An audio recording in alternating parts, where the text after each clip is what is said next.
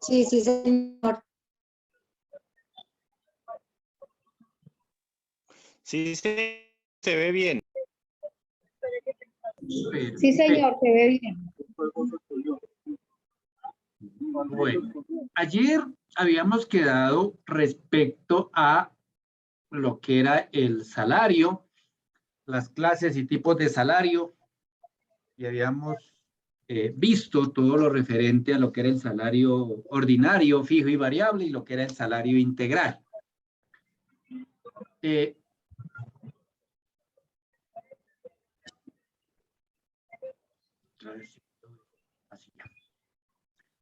Las modalidades de contratos de trabajo, hoy vamos a centrarnos en todo lo que es el contrato de trabajo y las formas que se pueden celebrar los mismos. El contrato de trabajo puede celebrarse de manera verbal o de manera escrita. Y la duración es a término fijo inferior a un año, a término fijo superior a un año o a término indefinido como tal. ¿Qué debe contener? Perdón, aquí miremoslo un poquito. El contrato verbal, pues como su nombre lo indica, es simplemente porque hay un acuerdo de voluntades y de palabra lo fijan las partes. Este contrato verbal tiene las mismas consecuencias o los mismos efectos jurídicos que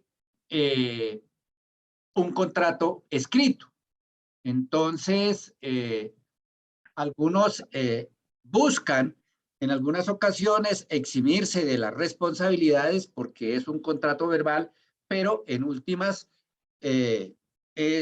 los efectos son los mismos. Y algo que genera alguna circunstancia es la cuestión probatoria. Pero pues por cualquier medio probatorio, ya sea documental, ya sea testimonial, interrogatorio de parte, este tipo de contrato perfectamente se puede entrar a demostrar como tal. Entonces, por ejemplo, con los soportes de nómina, con las consignaciones de los salarios que les hagan, mediante los testimonios, mediante los aportes a la seguridad social, pues perfectamente se puede entrar a demostrar la existencia de ese contrato. Y el contrato por escrito, pues a contrario censo, pues no hay necesidad de hacer ninguna explicación a profundidad, pues son aquellos que se plasman en un documento como tal. La duración de los contratos, a término fijo inferior a un año, a término fijo superior a un año, pero que no puede ser superior a 3 años. Es decir, puede celebrar un contrato a término fijo, pero que no sobrepase los 3 años, y el contrato a término indefinido, pues que como su nombre lo indica, se trata de contratos que no tienen una duración determinada como tal. En los contratos a término en los contratos de trabajo, ¿qué debemos tener en cuenta? Básicamente, que haya una identificación y un domicilio de las partes. ¿Por qué es importante la parte del domicilio? Para efectos de saber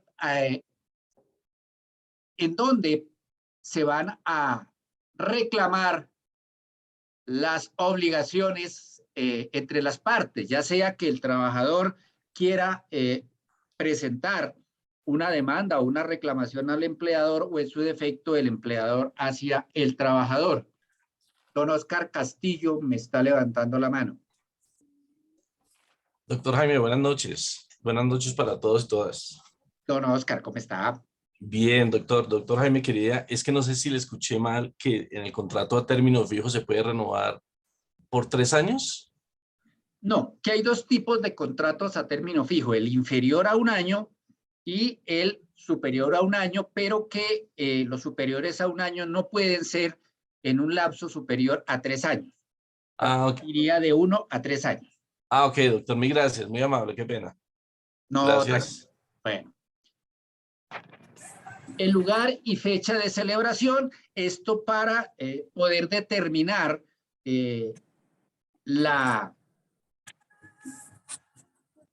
los extremos contractuales cuando inició y en una eventual discusión cuando terminó dicho contrato como tal. Básicamente es para eso. El lugar de prestación, lugar donde se haya contratado al trabajador, más adelante vamos a ver lo referente al enganche colectivo o para trabajo hacia el exterior, algunas obligaciones adicionales que se generan para el empleador cuando se contrata de esa forma. El lugar de prestación de los servicios, porque uno puede contratar aquí en Bogotá o en Cali o en Medellín, pero la prestación del servicio se va a realizar en una ciudad o en un municipio diferente al cual uno está celebrando el contrato. La naturaleza del trabajo, es decir, determinar para qué se está contratando a esa persona. Para servicios generales, como abogado, como contador, como asistente de gerencia, todas las circunstancias es bueno que estén estipuladas dentro del contrato de trabajo. Esto no significa que en desarrollo de ese contrato pues se pueda modificar esa naturaleza del contrato, del trabajo, ¿sí? Porque uno perfectamente puede hacer traslados, puede hacer asignaciones de nuevas funciones, que eso está dentro de la facultad que tiene el empleador, basados en el principio o en el elemento del contrato que hablábamos la clase anterior respecto de la subordinación como tal. Salario, forma y periodo de pago. ¿Sí? Es bueno establecer si a los trabajadores se les va a pagar semanal, quincenal o mensual. O sea, el máximo periodo para el cual se puede establecer el pago de los salarios es mensual. Yo no puedo pactar un pago de unos salarios cada 2 meses o cada 40 días, sino que es mensual el máximo lapso por el cual yo puedo pactar el pago de los salarios a mis trabajadores como tal. La forma de pago, es decir, se lo voy a hacer mediante transferencia electrónica, que bueno, ya quienes aquí me acompañan, que muchos son contadores, sabemos que para efectos tributarios, la DIAN solamente permite deducir como gastos todo aquello que se pague desde el punto de vista o en el mecanismo de la bancarización. Entonces, digamos que esto era más cuando esa obligación no estaba planteada. Don Oscar, lo escucho.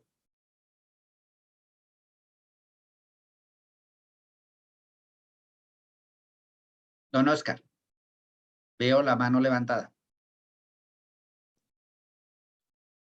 Bueno, la estimación del salario en especie. Nosotros vimos la clase anterior o la sesión anterior que se puede pactar también un salario en especie. Entonces debe perfectamente dejarse claro que es lo que va a constituir salario en especie, el valor del salario en especie, que como les dije, no puede ser superior al 30% del salario pactado como tal.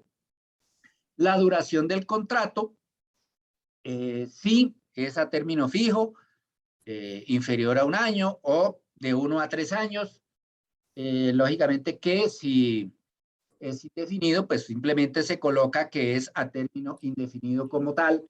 Y es importante colocar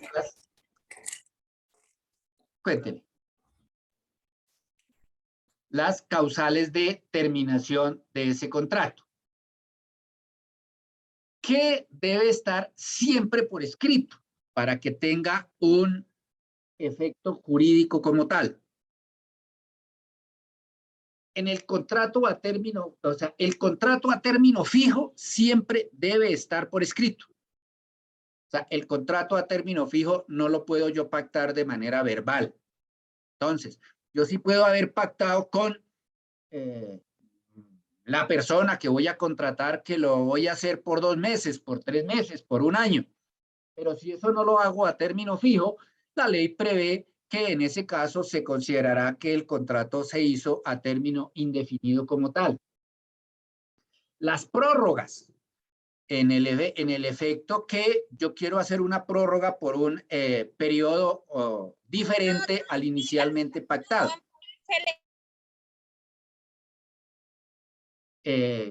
Y importante esta parte, el preaviso para efectos del contrato a término fijo.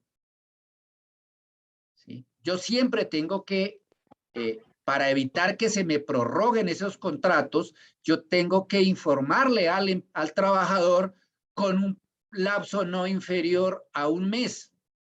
Importantísimo eso. En ocasiones se nos pasó el día o no tenemos nosotros organizado y le pasamos el preaviso con 29 días. Pues no es posible. De inmediato ya el contrato se considera prorrogado por un periodo igual al inicialmente pactado como tal. Importante eso que tengamos en cuenta cuando tenemos los contratos a término fijo para evitar que se nos genere esa prórroga automática que la ley establece para el caso. El contrato de aprendizaje, para que sea válido la celebración o ese tipo de contrato siempre debe estar por escrito. Jamás podrá darse un contrato de aprendizaje de manera verbal. Y hay que tener en cuenta que además de ese contrato de aprendizaje, deberá celebrarse un contrato adicional con la entidad que está suministrando esos aprendices como tal. ¿Para qué? Para que esas entidades, pues lógicamente dentro del ejercicio de sus funciones como tal, puedan en un momento dado ejercer una vigilancia o un control que efectivamente el aprendiz esté realizando actividades hacia las cuales se está formando ese aprendiz, valga la redundancia. El periodo de prueba. Si yo en un contrato no establezco periodo de prueba por escrito, pues simplemente se tiene que, no se ha pactado que el empleador ha renunciado, que las partes han renunciado para establecer ese periodo de prueba. En el periodo de prueba debemos tener en cuenta varios aspectos. Primero, que el periodo de prueba en los contratos a término indefinido no puede ser superior a 2 meses.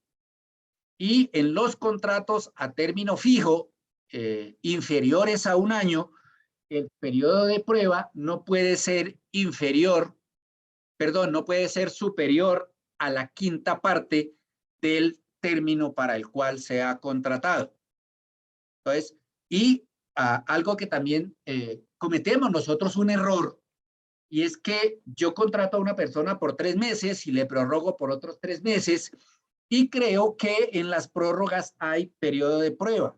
Solamente en un contrato de trabajo hay un periodo de prueba, porque se supone que ya ha pasado ese periodo de conocimiento por parte del empleador y por parte del trabajador de las condiciones laborales mediante las cuales estoy vinculándolo, y pues sería ilógico que en cada prórroga se considere también un periodo de prueba adicional, pues dejaría de ser o se perdería el objeto de lo que es el periodo de prueba en este tipo de contrato. Cuando se pacta régimen de intermediarios, es decir, cuando el vínculo laboral se hace a través de terceras personas para efectos de vincular a esos trabajadores para la prestación del servicio en la empresa. El enganche colectivo. Este se da, por ejemplo, cuando hay actividades que requieren la contratación por un periodo determinado de muchos trabajadores. Pongo un ejemplo. Hay la recolecta de café y entonces van a una ciudad o a un municipio y dicen, necesito trabajadores, los voy a contratar para la recolección de café entre el mes de abril y el mes de junio del año 2022. vamos a prestar los servicios o ese trabajo lo van a realizar en la ciudad de Pereira, Armenia o en cualquiera de los 600 municipios cafeteros del país. Y eso tiene que hacerse por escrito siempre, esos contratos o ese enganche colectivo como tal. El contrato con salario integral también debe constar por escrito. Si no está por escrito, pues se considera que ese salario es ordinario, tal como nosotros lo vimos en la sesión anterior. El contrato celebrado con extranjeros no residentes en Colombia. Es importante que eso lo tengamos en cuenta. O sea, con los extranjeros no residentes en Colombia, no es posible celebrar un contrato de carácter verbal. Siempre tendrá que celebrarse por escrito. Y el enganche de trabajadores para el exterior. Es muy parecido al enganche colectivo, pero en este es para realizar trabajos en el exterior. En ocasiones se busca mano de obra calificada en Colombia para prestar los servicios en otro país y eso tendrá que hacerse siempre por escrito. En los contratos a término fijo,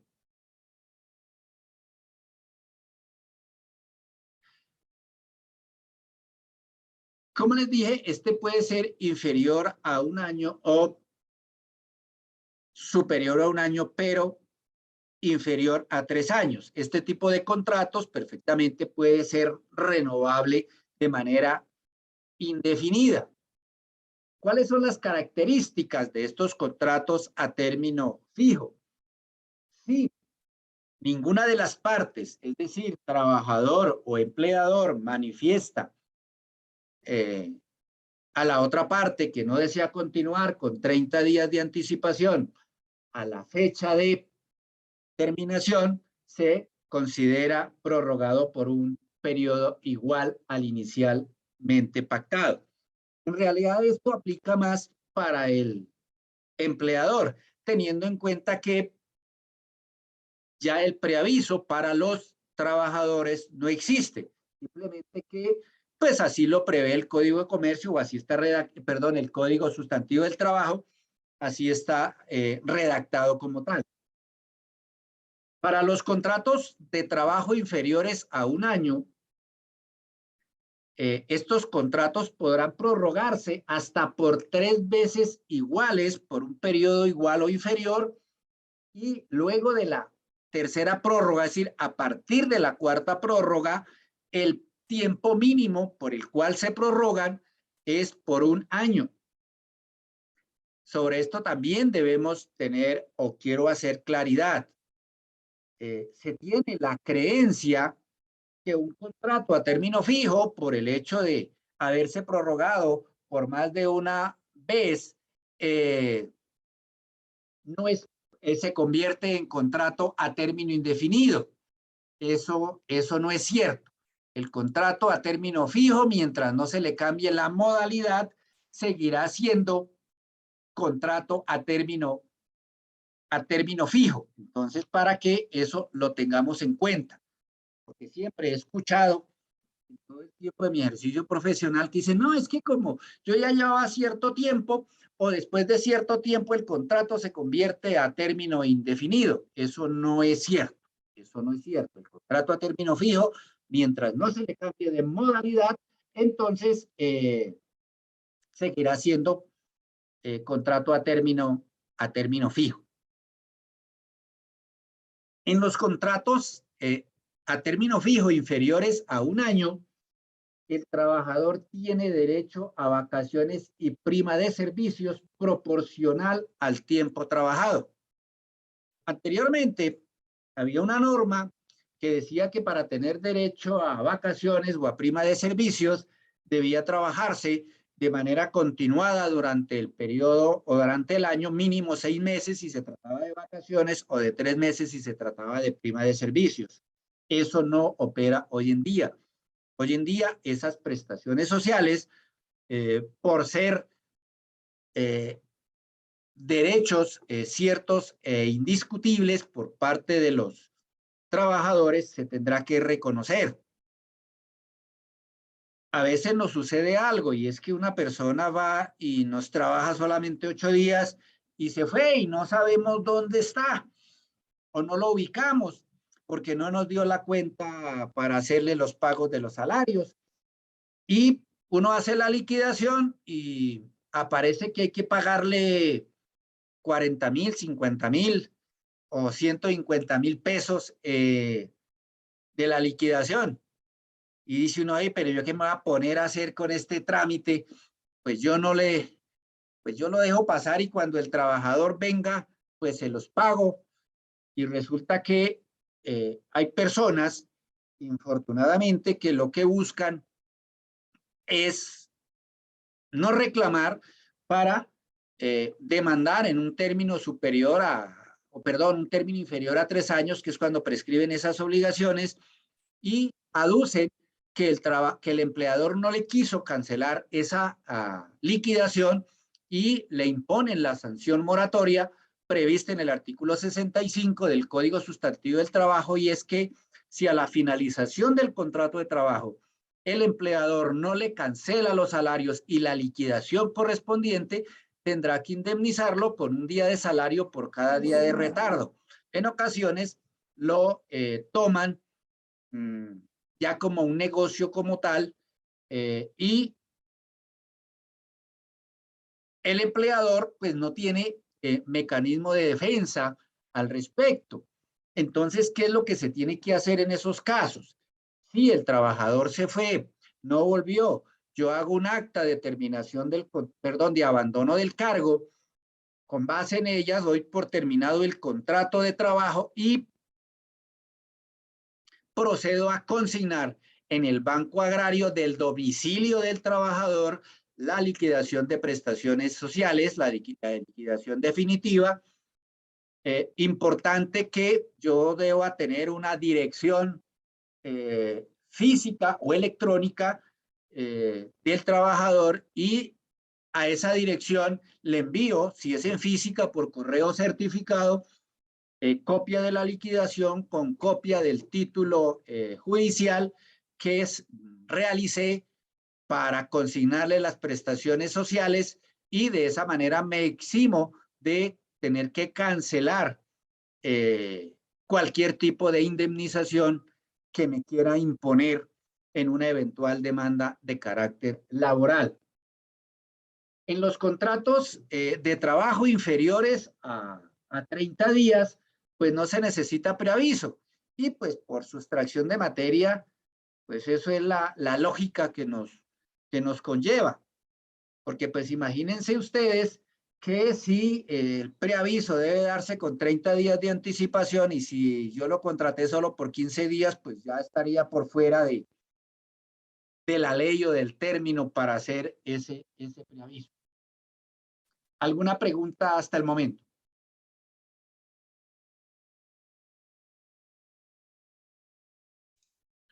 Sí, doctor Jaime, pero creo que en el chat están haciendo una pregunta antes, doctor Jaime. Y ya miro por aquí en el chat.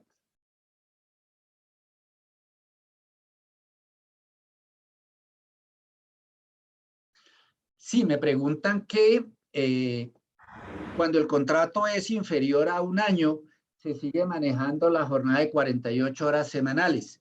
Sí, efectivamente, la jornada laboral máxima sigue respetándose como tal. Y acordémonos que ya no son 48 horas, sino 47 horas a la semana, ¿no?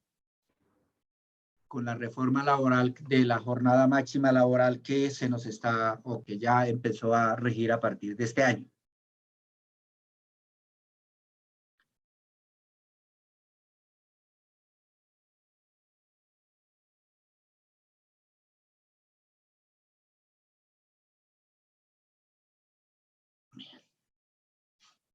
Suspensión del contrato de trabajo. Estas motivos o circunstancias de terminación del contrato de trabajo son taxativas. Es decir, son estas y no son otras como tal. Aquí no incluí las que se generaron basados en la emergencia sanitaria, porque ya ese decreto ya perdió vigencia, por lo tanto no lo incluí, que por la emergencia social o por la pandemia podía suspenderse el contrato de trabajo. Pero las siguientes son las causales: fuerza mayor o caso fortuito. ¿Qué se define como fuerza mayor o caso fortuito? Son todas aquellas circunstancias imprevisibles y de las cuales es imposible resistir o prever por parte del empleador, principalmente en este caso del derecho laboral. Por ejemplo, que se generó una inundación y se dañaron todas las máquinas y materias primas y no tengo con qué trabajar. Entonces, basado en eso, yo le solicito al Ministerio de Trabajo que me apruebe la suspensión del contrato de trabajo. Por muerte o inhabilitación del empleador cuando sea persona natural o traiga como consecuencia directa la suspensión temporal del trabajo. Entonces, pues lógicamente que si los servicios se le prestaban, por ejemplo, contraté un conductor que era el conductor del señor fulano de tal y el señor fallece, pues lógicamente que es una causal para la suspensión del contrato de trabajo. O que le dio una enfermedad y está hospitalizado y su hospitalización pues es bastante prolongada, pues también es factible buscar o tener la suspensión del contrato de trabajo por esa muerte o inhabilitación. Cuando se habla de inhabilitación es que existe una imposibilidad del empleador para poder continuar y desarrollar esa actividad o que le presten esa actividad a él como empleador siendo persona natural. Por suspensión de actividades hasta por 120 días por razones técnicas o económicas u otras diferentes a la voluntad del empleador, y siempre debe existir una autorización del Ministerio de Trabajo. Sobre esta tercera causal fue que se amplió esa facultad por la pandemia respecto de poder suspender esos contratos de trabajo en esta situación. Por licencia solicitada por el trabajador como tal, por un permiso temporal que haya pedido o por suspensión disciplinaria que se le haya impuesto dentro del debido proceso generado al trabajador por parte del empleador. Cuando el trabajador es llamado a prestar servicio militar y a este trabajador se le debe reservar ese cupo para vincularse nuevamente hasta por 6 meses después de haber terminado de prestar el servicio militar. Pues esto es como para favorecer esa circunstancia de apoyar a aquellas personas que de manera voluntaria o de manera obligatoria son llevados a prestar el servicio militar en cualquiera de las Fuerzas Armadas o de la Policía Nacional. Por detención preventiva o arresto correccional que no exceda de 8 días y cuya causa no justifique la terminación del contrato de trabajo. Entonces, si una persona, por cualquier circunstancia, es privada de la libertad por una orden judicial o porque le han impuesto una sanción privativa de la libertad que sea inferior a 8 días, se procede a suspender el contrato de trabajo por ese tiempo como tal, a menos que esa detención pues sea una justa causa para terminar el contrato de trabajo, que posteriormente vamos a analizar. Yo creo que mañana vamos a analizar las justas causas para terminar el contrato de trabajo. por la huelga declarada. Entonces, cuando se declara la huelga por parte de los trabajadores, el contrato de trabajo se suspende. Y eso va a tener unos efectos de carácter jurídico que también ahí los vamos a ver. El primero de ellos es que el trabajador no está obligado a prestar los servicios prometidos y por obvias razones. Pues hay unas circunstancias que se le impide hacer esas circunstancias. Por obvias razones, así como el trabajador no está obligado a prestar los servicios, lógicamente que el empleador también se exime de la responsabilidad de pagar el salario al cual estaría comprometido si la prestación se prestara. Sin embargo, el empleador debe pagar los aportes a salud en ese tiempo que dure suspendido el contrato de trabajo. Digamos que esta parte de los aportes a salud es lo que ha dificultado, por ejemplo, que un trabajador pida permiso para ir a capacitarse al exterior por 3 meses, 6 meses, porque pues eso va a generarle una carga de carácter prestacional al empleador respecto de tener que realizar los aportes a la seguridad social en salud. En mi criterio, pues sería una manera de, o debía regularse de mejor manera que ese aporte a salud no estuviese a cargo única y exclusivamente del empleador, sino que para facilitar esa capacitación de los empleados, pues esos aportes fueran dados de manera equitativa entre trabajador y empleador, para que también no se le fuera a cargar todo hacia el empleado, hacia el trabajador también, porque algunos han hecho la propuesta que no, que eso debería pagarlo totalmente el trabajador, pues tampoco, porque si un trabajador se capacita, lógicamente, y regresa a la empresa, pues va a generar un valor agregado respecto al funcionamiento y todo lo que le puede prestar y le puede apoyar al, a la empresa o al empleador como tal.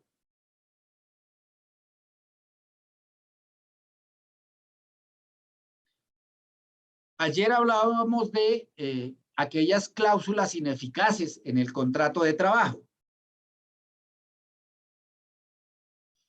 Y se dice que son todas aquellas que mejoren las condiciones de trabajo estipuladas en el Código Sustantivo del Trabajo, en los fallos arbitrales, en las convenciones o pactos colectivos y todas aquellas que sean ilegales o ilícitas por cualquier aspecto. Ayer hablábamos también que los derechos mínimos que tiene un trabajador son aquellos que están en el Código Sustantivo del Trabajo. Por lo tanto, no es posible, así lo pactemos entre las partes, desmejorar dichos requisitos o dichas circunstancias que regulan a los trabajadores como tal. Los fallos arbitrales. Esto se genera cuando hay una discrepancia ya entre los trabajadores y el empleador, ya sea a través del pacto colectivo o a través o en un fallo, en un sindicato, en donde esas diferencias son sometidas a un tribunal de arbitramiento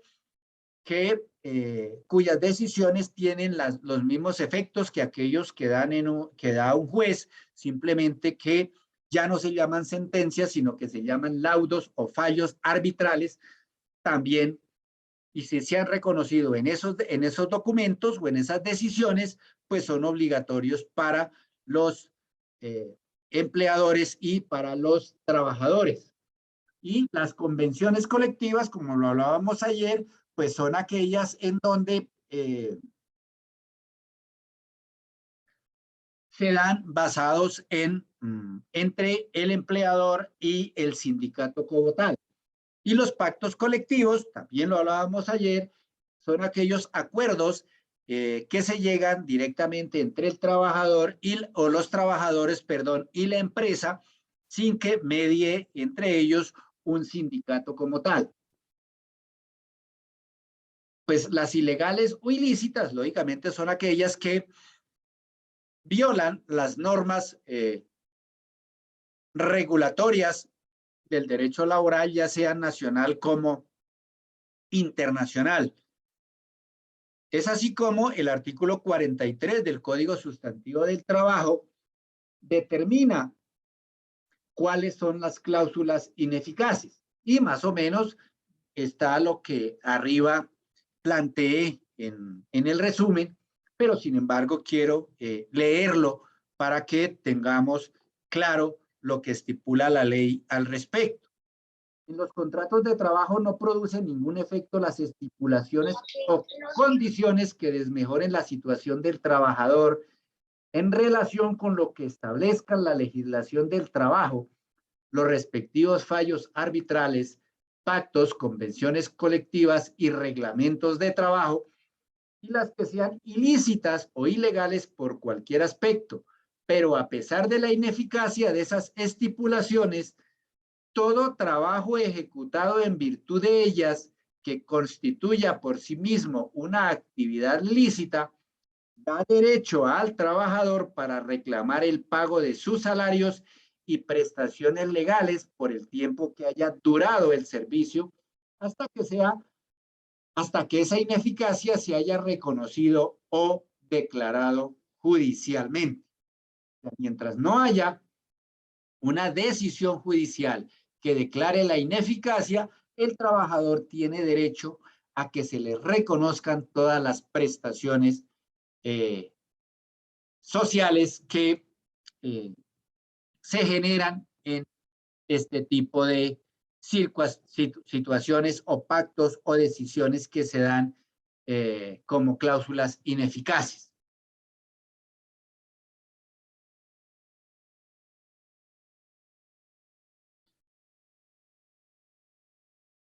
Este es, digamos, el procedimiento que todo empleador debe seguir al momento de hacer la vinculación laboral. Importante la remisión a exámenes médicos de ingreso. De esa manera, se puede establecer la condición de salud por la cual obtiene el trabajador al momento de ingresar. Y si en esa examen médico de ingreso han determinado algunas condiciones o patologías o recomendaciones respecto a actividades que van a desarrollar o que puedan desarrollar las personas, es importante tenerlas en cuenta, porque lógicamente que con ese examen de ingreso también las ARL van a tomar las decisiones pertinentes respecto a la protección de la salud de los trabajadores y de esa manera evitar cualquier enfermedad de carácter laboral como tal.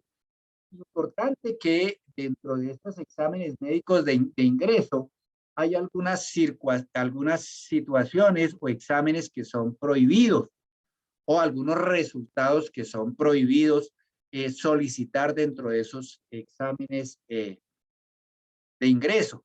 Por ejemplo, el examen de gravidez. Es decir, yo jamás, si voy a enviar a exámenes médicos y voy a contratar a una mujer, pues voy a solicitarle que la empresa a la cual contraté para que me haga esos exámenes me entregue un resultado de gravidez como tal, porque la ley prevé que ese tipo de exámenes son totalmente prohibidos para hacerle a las mujeres. Y si se hacen, entonces se considera que existe una violación a sus derechos, una discriminación para la vinculación laboral de las mujeres por efecto de, en un momento dado, estar en estado de embarazo.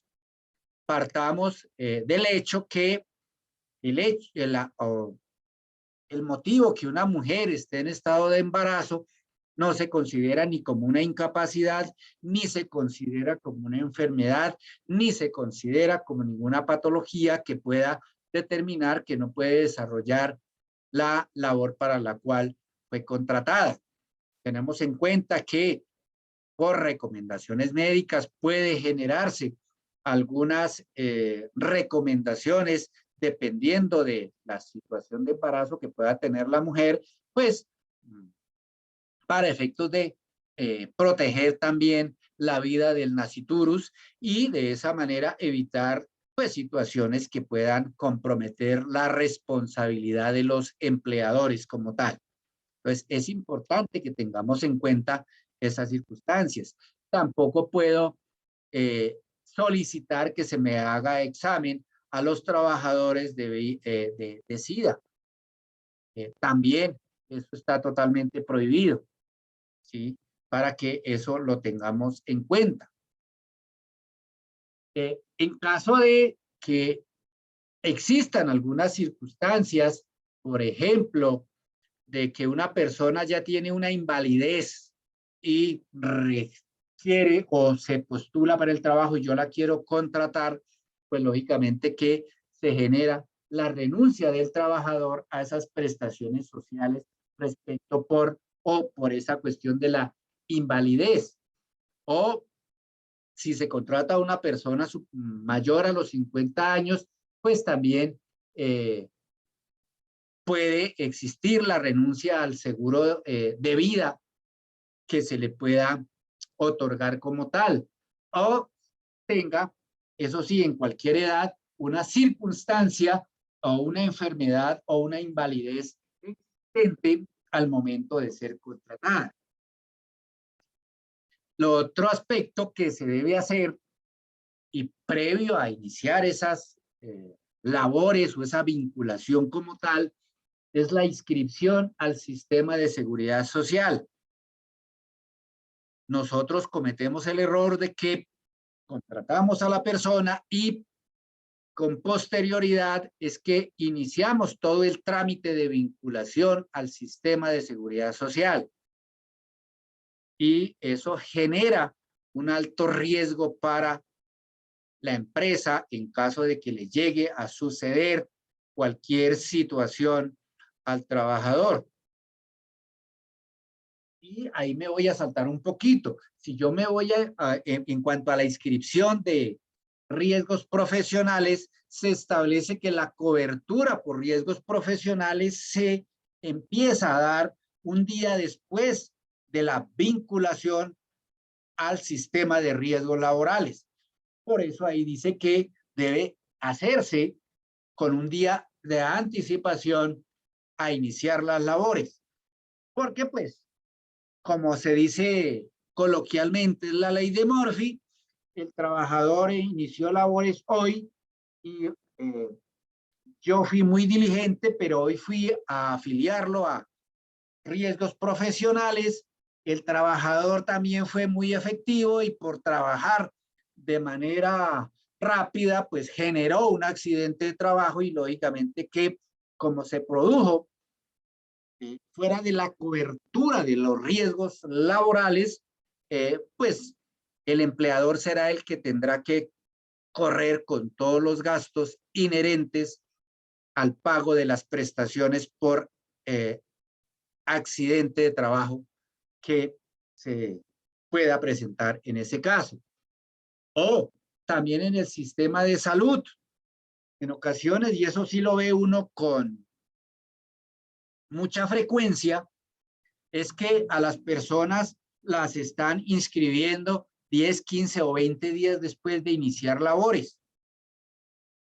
Entonces, se genera ese riesgo de que se enferme o se incapacite o sufra un accidente que no sea de carácter laboral y como yo no lo tengo afiliado, pues esa cobertura no la va a dar el sistema de la seguridad social. Entonces, ¿cuál es la recomendación que siempre se da? Yo voy a contratar a fulano de tal, antes de firmar el contrato de trabajo, debo solicitarle toda la documentación necesaria para hacer la afiliación en el sistema de seguridad social. Que si tiene hijos, tráigame los registros civiles de nacimiento, que si tiene esposa o compañera permanente, tráigame el registro civil de matrimonio o la declaración extrajuicio que demuestre la unión marital de hecho, la convivencia que estén llevando para el efecto y de esa manera vincular. En ocasiones sucede que la persona se vincula y empieza a dilatar el traer dicha documentación para hacer esas afiliaciones.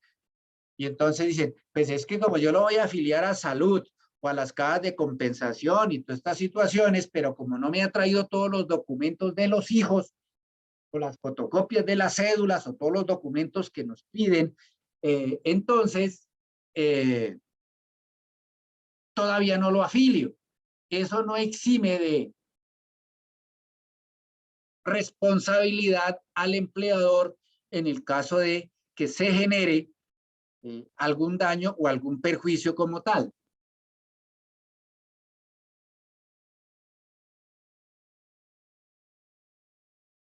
Me preguntan que en el caso de la propiedad horizontal, si el administrador fuera contratado directamente laboralmente, aplica primero vincularse como persona jurídica y afiliarse a sí mismo.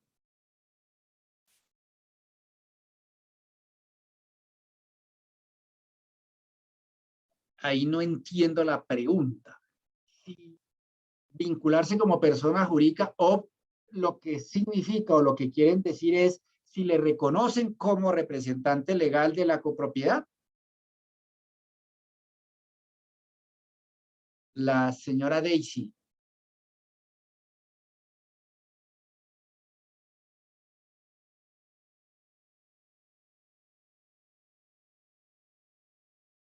Profe, es que la pregunta es, hay una compañera en el curso que está vinculada directamente, pues no es muy usual en propiedad horizontal, pero si tiene que afiliarse, ¿cómo es el procedimiento correcto? Perfecto. La copropiedad tiene que afiliarla como dependiente, es decir, como trabajadora de la copropiedad a todo el régimen de seguridad social, ya sea en salud, en pensiones, riesgos laborales, antes de iniciar dichas labores como tal, por lo que yo les Y sería, explicaba de los riesgos que eso se genera. profe, y entonces en ese caso el presidente del consejo sería el que firma esas afiliaciones, porque ahí se genera como una duda también, ¿no? ¿Quién firma esas afiliaciones? En ese caso es el presidente del consejo que es el que de manera temporal ejerce la representación legal mientras se reconoce la personería al administrador que es el representante legal de la copropiedad como tal. ¿Sí? Esa circunstancia es muy bueno tenerla en cuenta porque infortunadamente todos sabemos que mientras se elabora el acta, mientras aprueban el acta, mientras en la alcaldía reconocen la personería, pues se va generando un tiempo que la copropiedad puede verse inmiscuida en un riesgo con este trabajador que está vinculando.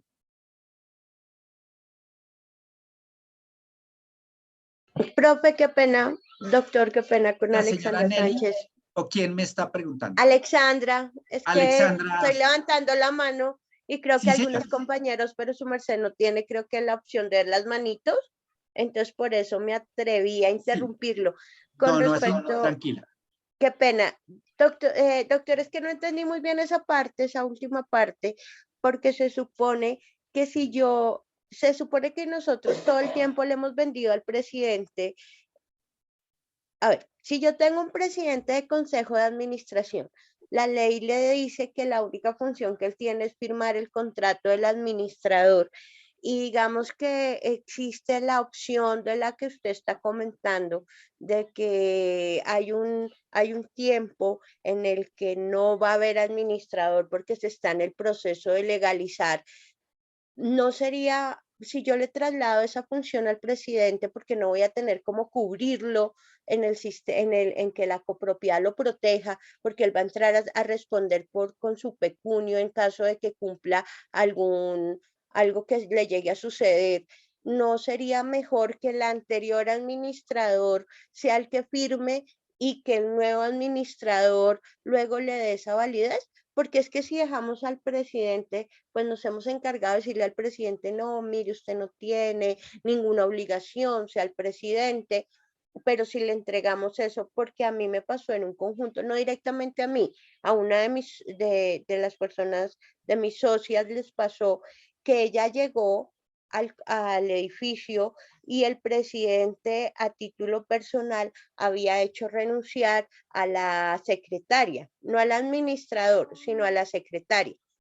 Y él le firmó la carta, la despidió y todo, y luego llegaron ante el ministerio y le tocó pagar. Entonces, ¿qué sucedió en ese momento? Ahí tocó venderle la idea a la copropiedad de que venga, ayudemos al presidente, porque sí fue un abuso de confianza, porque era en el empalme entre un administrador y otro administrador, y él no tenía por qué tomar decisiones sobre el equipo de trabajo de la nueva administración. Es más, ni siquiera mi conocida, o sea, voy a decirle mi nombre, mi prima, que era la que estaba administrando, ella ni siquiera, ella en su entrevista de trabajo le habían dicho que si había algún problema que se quedara con la niña que había de asistente, y ella dijo, no, yo no tengo ningún problema, desde que trabaje bien, yo la contrato. Pero entonces, como hubo ese momento, pues hay una discusión entre el presidente y la asistente, el presidente la echó porque pues Luzma todavía no se había posesionado, y claro, pues la China fue al ministerio y ganó. Entonces, Claro, no mira, es que sé las si facultades llevar del el tema de que el presidente, o sea, el presidente no. Es más, se supone que si yo no tengo consejo de administración, el que tendría funciones sería el presidente de asamblea. Entonces, no sé ahí, qué pena haberlo interrumpido por eso, doctor, pero sí quiero como tenerlo. Sí, claro. No, es que la facultad del presidente del Consejo de Administración son limitadas. Es únicamente, sí, efectivamente, celebrar el contrato con el administrador que se ha nombrado o que se ha elegido, ya sea por el mismo consejo o en algunas copropiedades que en los reglamentos establece que el administrador es nombrado por la asamblea de copropietarios, que es raro que suceda, pero que generalmente se delega en el consejo de administración. Pero esa delegación es demasiado limitada, ¿sí? Entonces, simplemente podría ser la actuación de, vamos a hacer el trámite de la afiliación en el caso que la anterior administradora la anterior administradora ya haya hecho entrega del cargo, porque en muchas ocasiones sucede eso, que hay una vacancia o una falta de administrador en un momento dado. Entonces eso podría generar eh, riesgos para la copropiedad, pero el presidente del consejo o los miembros del consejo no son coadministradores, y eso es bueno que ustedes lo tengan en cuenta. Quien responde ante la copropiedad son o es el administrador como tal, ¿cierto? Que el consejo de administración tiene unas facultades que están dadas por la ley y están dadas en el reglamento de propiedad horizontal y deben circunscribirse única y exclusivamente a esas funciones como tal. Es que aquí, infortunadamente, se ha venido generando esa situación que los consejos de administración quieren también ejercer las mismas funciones del administrador, ¿sí? Y es una situación que es bueno que ustedes que realizan esas actividades o prestan esos servicios, hay que dejarlo perfectamente claro. Y ustedes no me dejarán mentir que la principal traba para poder ustedes o el administrador desarrollar de manera efectiva sus funciones son en muchas ocasiones los consejos de administración, porque quieren que ellos o que todo se haga de acuerdo a lo que ellos quieran, más no de acuerdo al conocimiento, la experiencia y las funciones y facultades legales y contractuales que tiene el administrador como tal.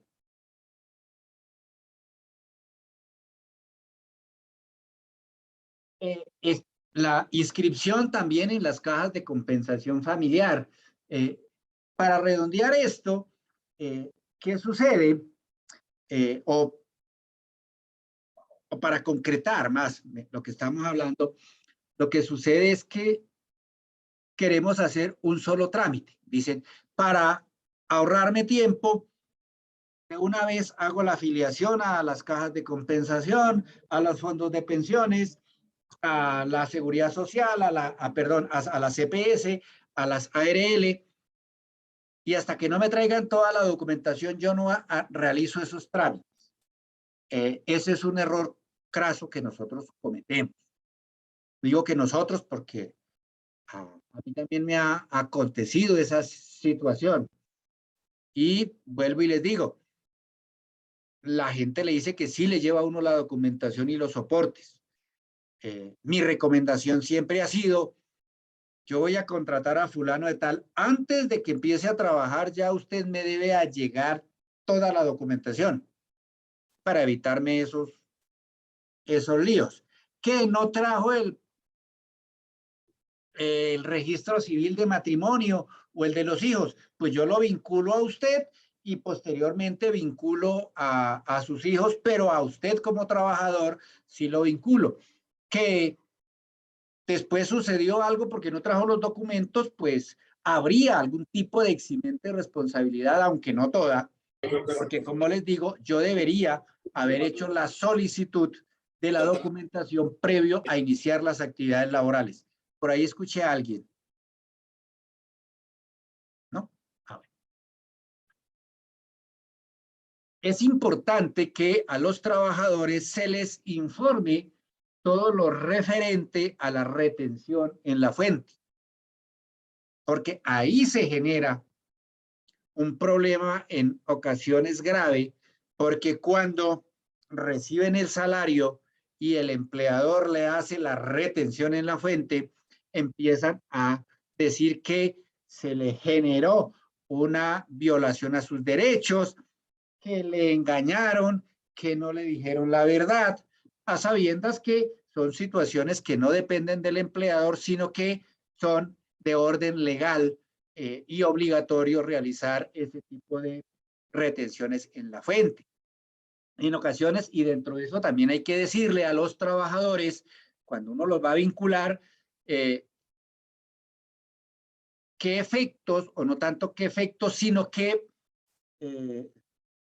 situaciones pueden generarse o pueden darse para hacer una reducción de la base gravable de la retención en la fuente y tenerlo en cuenta. Para ello, recordemos que la retención en la fuente, si el empleador no la hace, es solidariamente responsable para el pago o reconocimiento ante la DIAN. Es importante tener eso en cuenta. Y partamos de una situación y un consejo que, o no consejo, una situación que se da, y es que el hecho de no pagar una retención en la fuente, esto genera efectos de carácter penal por el presunto delito de omisión de agente retenedor, porque es que la ley al empleador le da esa obligación de hacer esas retenciones y trasladar esos dineros hacia el Estado, y si no lo hace, lógicamente que va a incurrir en ese presunto delito y lógicamente con las sanciones a que a ello conlleva. Don Fabio, veo su mano levantada.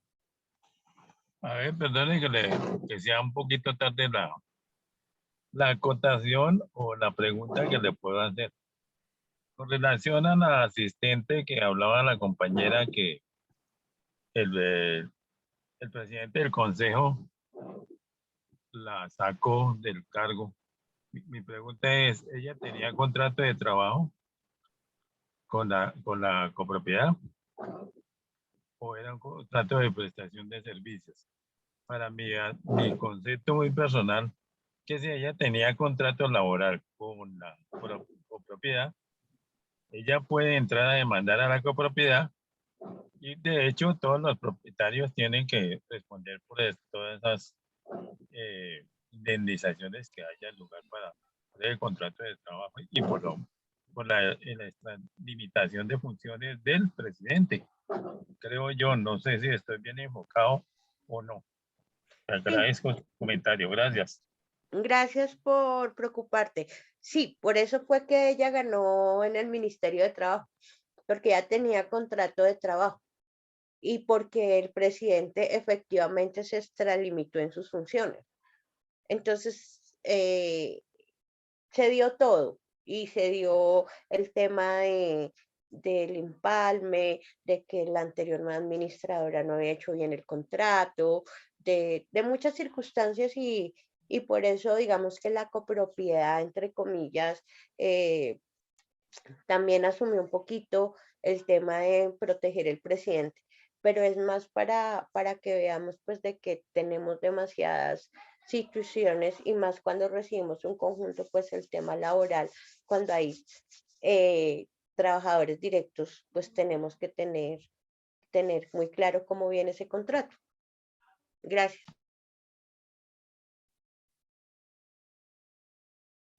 Gracias por la oportunidad, gracias. Bueno, otra circunstancia es que hay que expedirle, en el caso de que así se establezca dentro del reglamento interno de trabajo, el carnet de identificación del trabajador. Y esto es bueno también por seguridad, más en las copropiedades.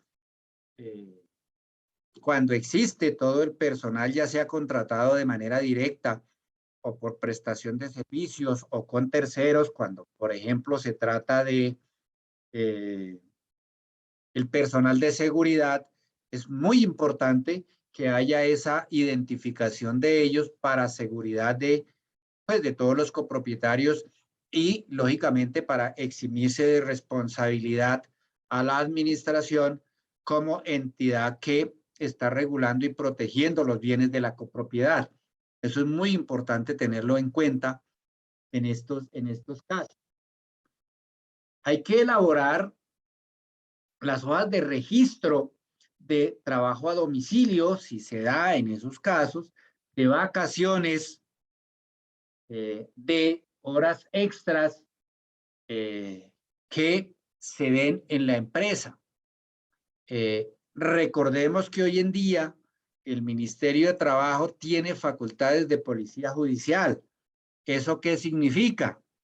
Que los funcionarios del Ministerio de Trabajo perfectamente pueden ir a una empresa o a una copropiedad como tal a realizar una inspección y toda la documentación que ellos tomen allá se genera lo que se denomina la cadena de custodia de esa documentación para tenerla como pruebas, ya sea en una investigación de carácter administrativo, de carácter penal o cualquier evento legal que esto genere como tal en esa facultad.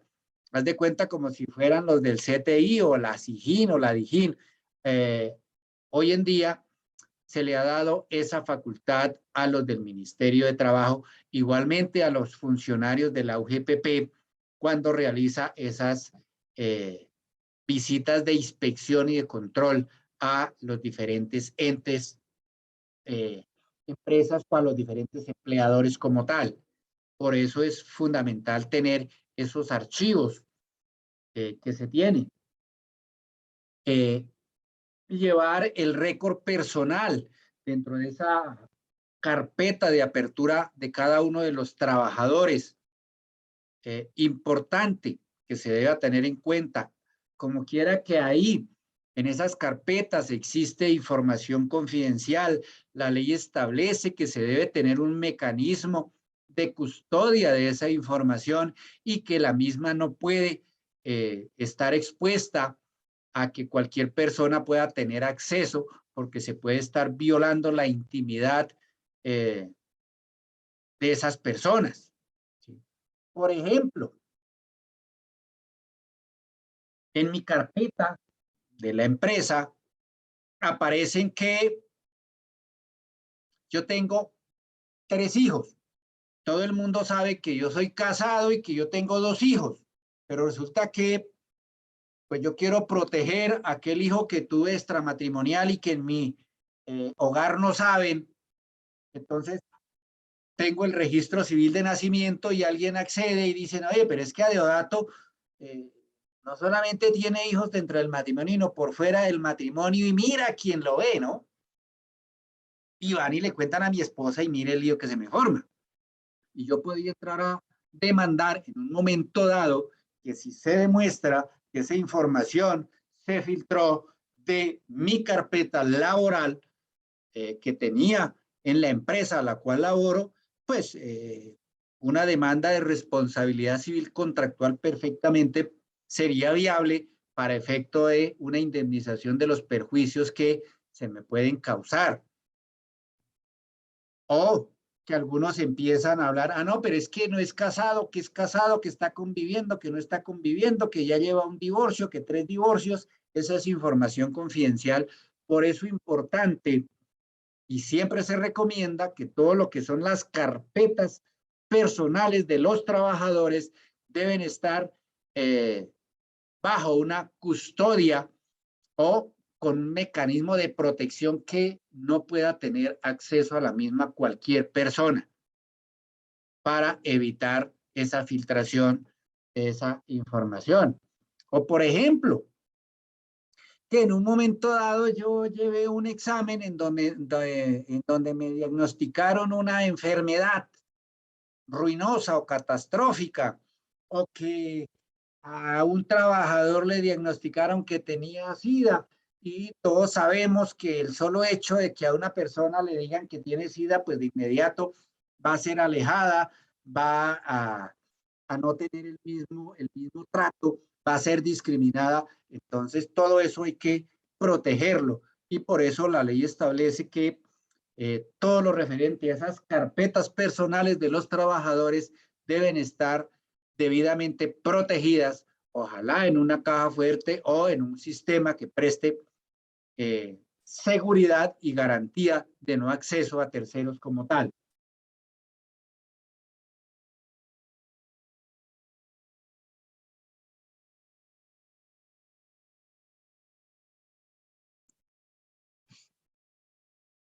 ¿Quiénes son representantes de un empleador para efectos de mirar las facultades que tienen para tomar decisiones respecto a sus trabajadores o frente a terceros? Se dice que son representantes del empleador todas aquellas personas que ejercen cargos de dirección, administración, confianza y manejo. Y no son cualquier persona, porque infortunadamente también quiero decirles que para evitar pagar recargos nocturnos o que no estén sometidos a la jornada máxima laboral, en todo contrato se coloca que esa persona es de dirección, confianza y manejo. Y eso no es cierto. Solamente se consideran personal de dirección, confianza y manejo los directores, los gerentes, los administradores, mayordomos, si vamos a hablar de fincas o estas cuestiones, en donde las actividades o las decisiones que ellos realicen comprometen al empleador como tal. Por ejemplo, en una empresa, el jefe de recursos humanos, el director financiero, el director administrativo. Esas personas son de dirección, confianza y manejo. Y por eso la misma ley les da un régimen especial en cuanto a tanto sus derechos como obligaciones de carácter laboral. Porque uno ve en algunas demandas que el mensajero lo consideran como de dirección, confianza y manejo, y entonces lo ponen a hacer vueltas hasta las 7, 8, 9 de la noche, los sábados todo el día. Algunos lo llaman los domingos a que vaya y realice trámites de la empresa, pero no le reconocen ese trabajo suplementario que le está realizando. Y un mensajero no es considerado desde el punto de vista legal como trabajador de dirección, administración, confianza y manejo. Eso es importante que tengamos en cuenta. Porque, como yo les decía, uno puede plasmar y el papel aguanta todo. Puedo colocar que todo el mundo es de dirección, confianza y manejo. Pero para efectos de carácter legal, eso no es cierto, y eso puede generar graves perjuicios para los empleadores en una eventual demanda de carácter laboral. Ese régimen especial, por el hecho de representar al empleador, significa que no tiene derecho a recargos por trabajo extra. Sin embargo, el hecho de que no esté sometido a la jornada máxima laboral, eso no significa que yo pueda tener a esa persona 24/7. Simplemente que por alguna circunstancia tenga que trabajar un poco más de la jornada máxima laboral permitida, pero que no sea de manera permanente. Yo no puedo decirle a la persona, usted me entra a las 7 de la mañana y me sale a las 9 de la noche, porque como es de dirección, confianza y manejo, pues ahí está todo, porque tampoco puede ir eso en contra de los derechos mínimos que vimos anteriormente, porque serían unas cláusulas ineficaces como tal. Entonces, para que eso lo tengamos en cuenta. No puede, o sea, si bien es cierto, en la empresa existe sindicato, él puede sindicalizarse, o esas personas pueden sindicalizarse, o sea, pertenecer al sindicato. Lo que no puede es formar parte de la junta directiva de esos sindicatos, ¿sí? Para efectos de proteger también a la empresa y no, pues, proteger también la información que esa persona como de dirección, confianza y manejo tiene, y que no pueda ser utilizada por terceros en perjuicio del empleador como tal. Dentro de la jornada laboral, que posteriormente la vemos, que es de 47 horas a la semana, sin embargo, la ley establece que podrán hacerse o prestarse por turnos no superiores a 6 horas al día y 36 horas a la semana, de manera rotativa, y eso no generaría, por ejemplo, recargo nocturno o por dominicales o festivos. Eso se da para efectos de, por eso se le da la ventaja de que la máxima jornada semanal es de 36 horas. O sea, ahí estaríamos con una ventaja o una favorabilidad hacia esos trabajadores que prestan esta clase de turnos de 11 horas respecto de la jornada máxima laboral, que eso entraría a compensar lo demás. Y cuando están esos turnos de 6 horas, la ley establece que ningún trabajador podrá realizar 2 turnos seguidos, es decir, de prestar 12 horas para efectos de mantener ese régimen de turnos de 6 horas como tal.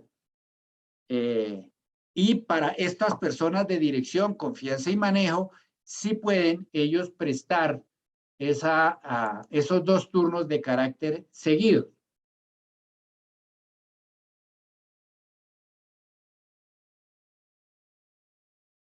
Me preguntan que si un empleado tiene 2 trabajos con contrato laboral, ¿se puede afiliar a diferentes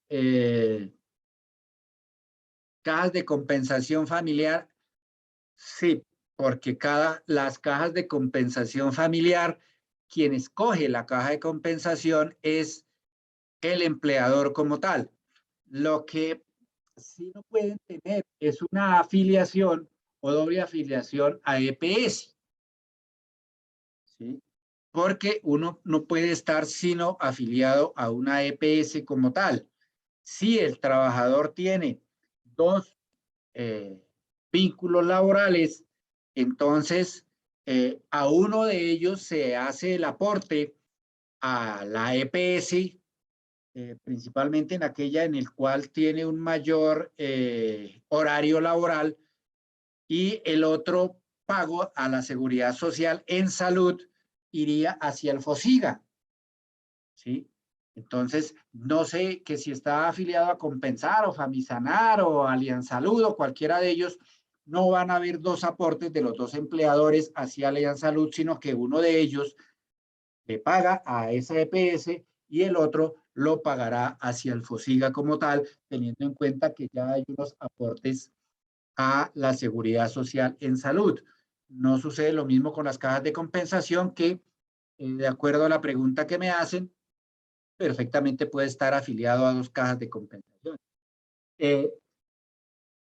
Y los pagos, sí, en cuanto a pensiones, sí perfectamente las 12 empleadores le harán los aportes al mismo fondo de pensiones. ¿Sí? Ahí sí, como el fondo de pensiones lo escoge el empleador, perdón, el trabajador, qué pena, me ante el lapsus tan grave que cometí, el fondo de pensiones lo escoge el trabajador, entonces obligatoriamente deberán hacerle los aportes a ese fondo de pensiones.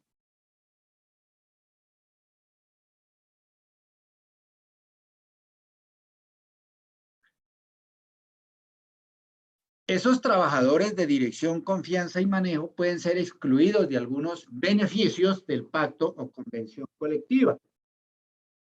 Pues por el mismo situación de que son de dirección, confianza y manejo como tal.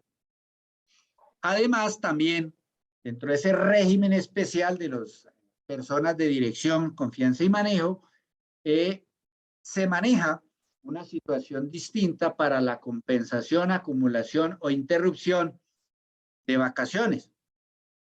Acordémonos que una persona lo máximo que puede acumular son 3 periodos de vacaciones. ¿Por qué? Porque las vacaciones prescriben en 3 años. Entonces no se le puede generar esa situación, pero los trabajadores de dirección, confianza y manejo sí pueden acumular hasta 4 periodos de vacaciones. Igual que la compensación también puede ser de manera diferente. Acordémonos que la compensación de vacaciones, la compensación en dinero, no puede ser superior a la mitad de las vacaciones que tiene el trabajador. Siempre anualmente deberá descansar por lo menos 8 días hábiles por cada periodo de vacaciones. Cometemos el error porque tenemos buen corazón o algo que dice, no, mira, a mí déjame trabajar porque tengo esta necesidad económica, tengo que pagar la universidad del niño, tengo que pagar el colegio del niño, tengo que pagar una cosa, tengo que pagar la otra, y uno se conduele y le dice, listo, no hay ningún problema, yo te la pago toda, y sigan elaborando. Y resulta que yo sí reporto en mi planilla que la persona estuvo en vacaciones. Lógicamente que si yo reporto que estaba en vacaciones, no le voy a pagar ARL. Y si llega a accidentarse, pues toda la carga prestacional y la responsabilidad está con el empleador. Entonces, para eso tenemos que ser nosotros muy cuidadosos al efecto de hacer ese tipo de compensaciones. Como te digo, mientras estamos en la relación laboral, todos somos felices. Es que yo siempre he dicho que en la relación laboral es como cuando uno está de novio, está chéverísimo, todo está bien. Pero cuando ya hay una discusión, entonces ahí sí ya salimos nosotros a demostrar, o como se dice comúnmente o de manera holgoria, ahí sí sacamos o pelamos el cobre. ¿Sí? Porque dicen que a un trabajador o al empleador se le conoce verdaderamente saliendo de un juzgado laboral. Igualmente que dicen que al esposo o a la esposa se le conoce saliendo de un juzgado de familia, dicen por ahí. Es para que eso nosotros lo tengamos en cuenta.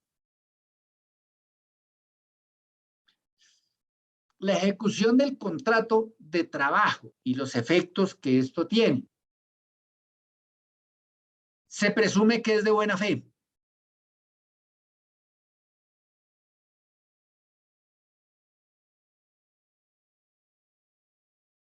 ¿Y qué es la buena fe? Es simplemente que tanto el empleador como el trabajador está siendo claro tanto en lo que le está ofreciendo al trabajador como en las capacidades que el trabajador le está ofreciendo al empleador.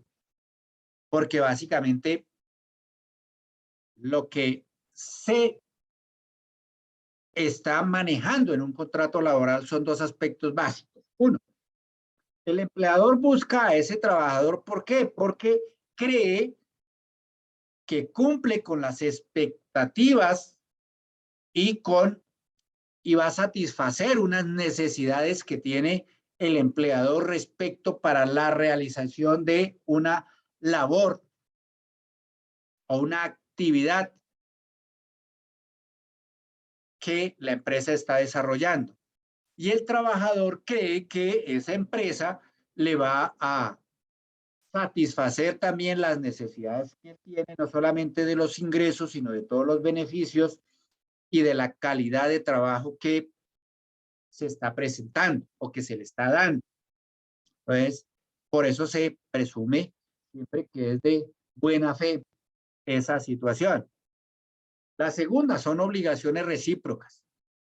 Este es un contrato bilateral, es un contrato entre trabajador y empleador en donde existen tanto derechos como obligaciones entre las dos partes y obligaciones que están dadas en el Código Sustantivo del Trabajo como también en el Reglamento Interno de Trabajo o que se pactan también dentro del mismo contrato laboral.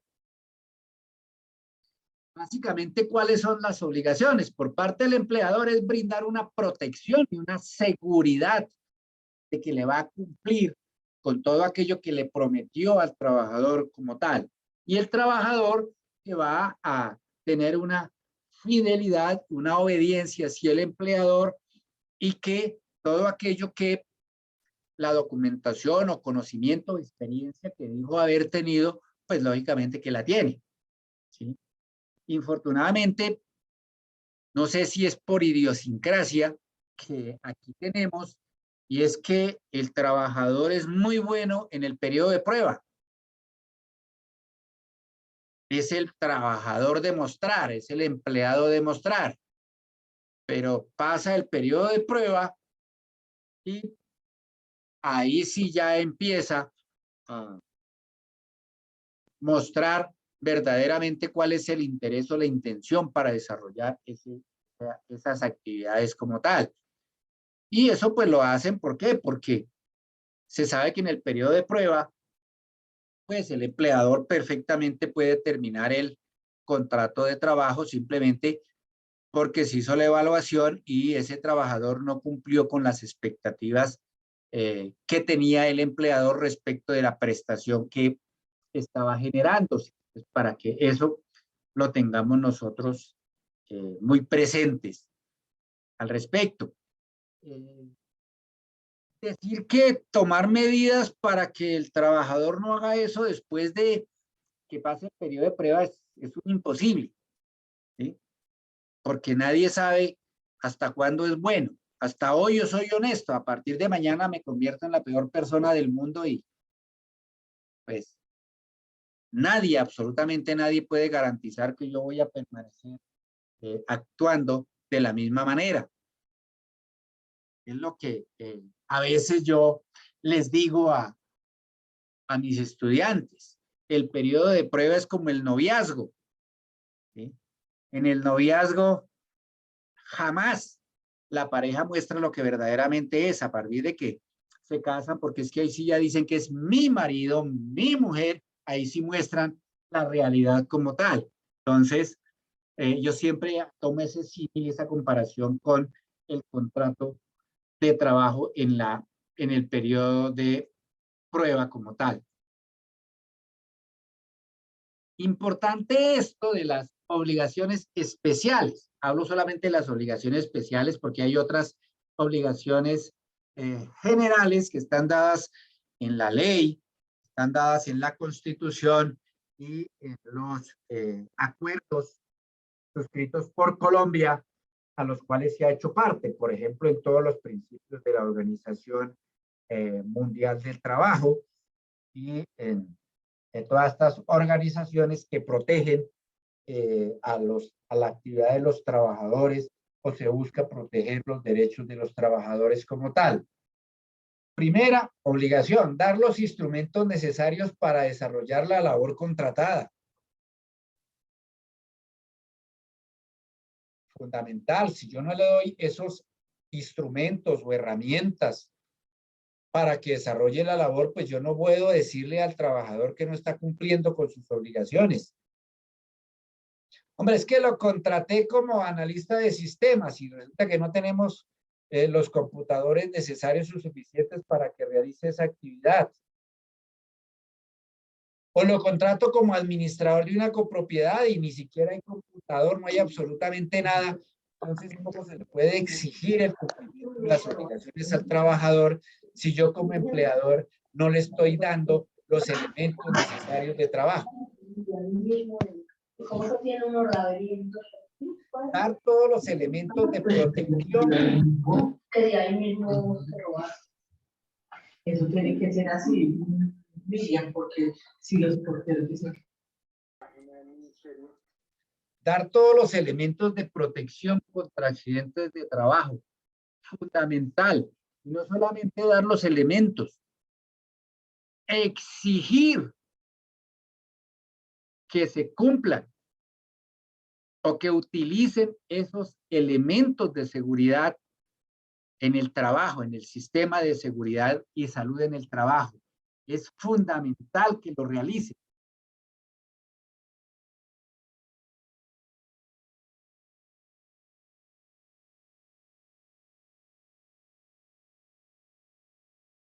Aquí me piden que devuelva la diapositiva.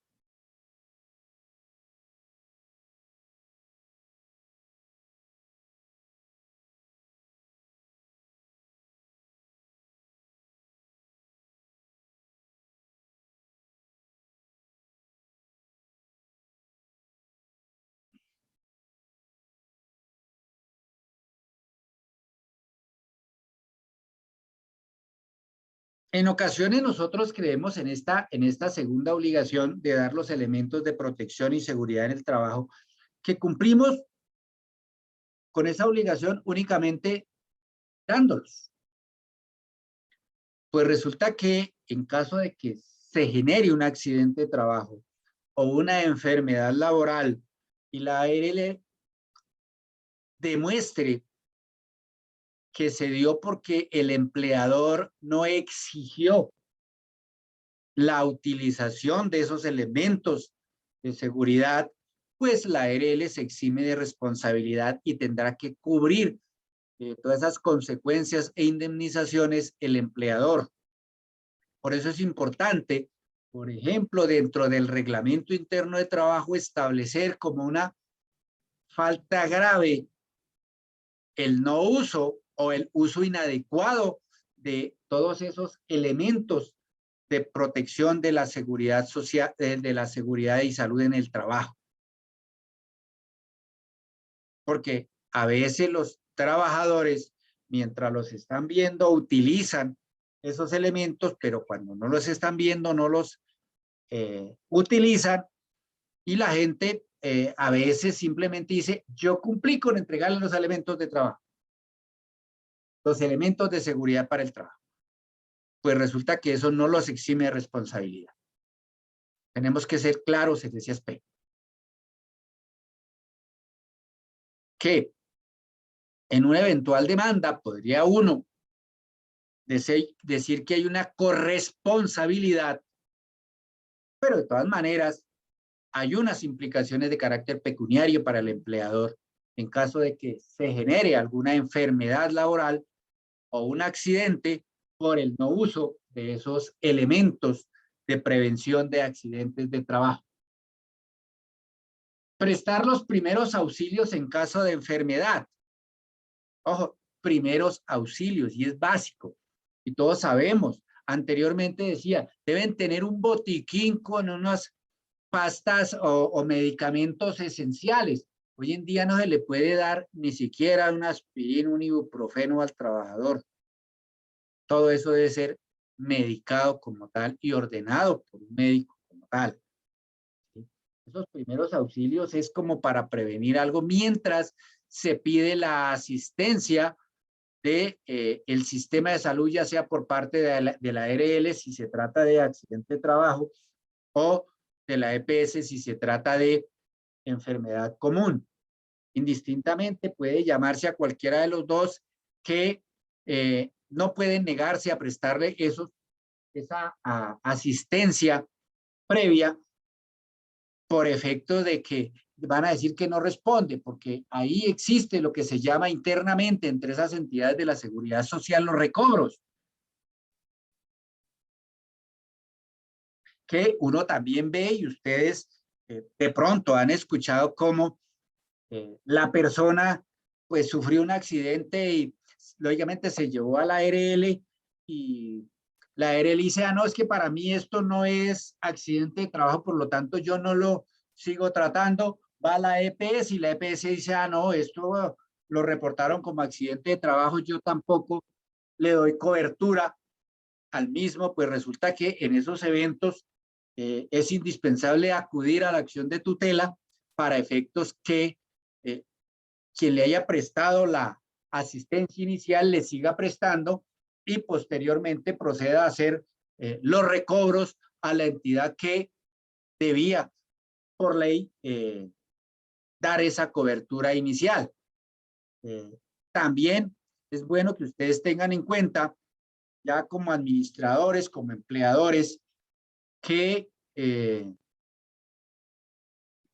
solo hecho de que la EPS diga que eso no es una enfermedad común, sino una enfermedad o accidente de trabajo o enfermedad laboral, no suspende el tratamiento por parte de ella. Por lo contrario, por parte de la ARL. Mientras se dirime esa controversia, si es o no es una enfermedad laboral o accidente de trabajo, quien esté prestando los servicios asistenciales deberá continuar haciéndolo hasta que la Junta Regional o la Junta Nacional de Invalidez determine si es o no accidente laboral, enfermedad laboral o enfermedad común, que es una cuestión, vuelvo y le digo, interna ya de hacer recobros, que en ocasiones las entidades esa obligación se la trasladan a los trabajadores dejándolos sin cobertura.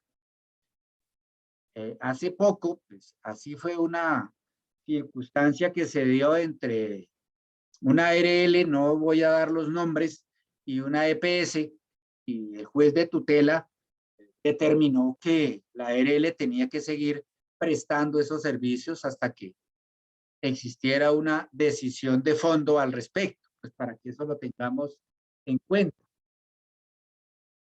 Pagar el salario en las condiciones pactadas. Mira, si hay algo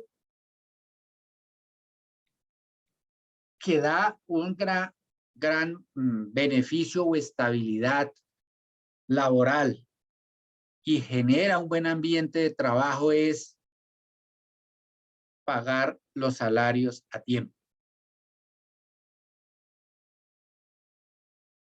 Sí, yo entiendo que uno entiende que las empresas puedan tener crisis económicas o circunstancias y que no se le pudo pagar el día que era, pero que eso sea de manera esporádica, que sea de manera eventual, que no se convierta en la costumbre, de que si se paga quincenal, entonces yo ya no pago el 15, sino pago el 20, y como pagué el 20, pues entonces no voy a pagar el 30, sino que voy a pagar hasta el 10, y entonces ya después voy a pagar el 25. Entonces, digamos que eso sí genera un gran inconformismo entre los trabajadores, y pues lógicamente que uno perdería esa autoridad moral para exigirle al trabajador que cumpla con sus obligaciones cuando yo como empleador no cumplo con las mías, y una obligación básica, y es la de pagar el salario en el tiempo y en los plazos oportunos, tal como yo le dije al trabajador. Que en ocasiones dicen, bueno, yo había pactado de manera quincenal, pero por circunstancias administrativas o por pagos de mis proveedores, de mis acreedores, no puedo pagarles quincenalmente y le estoy incumpliendo, no hay ningún problema. Hace uno una modificación al contrato de trabajo diciendo que ya no se va a pagar quincenal, sino se va a pagar mensual, y eso no tiene ninguna circunstancia de incumplimiento de las obligaciones que tiene el empleador. Simplemente, como te digo, lo que no se puede pactar es que el pago del salario sea superior al periodo de un mes. Eso sí no lo permite la ley como tal. Guardar respeto a la dignidad personal. Y esto es de manera recíproca.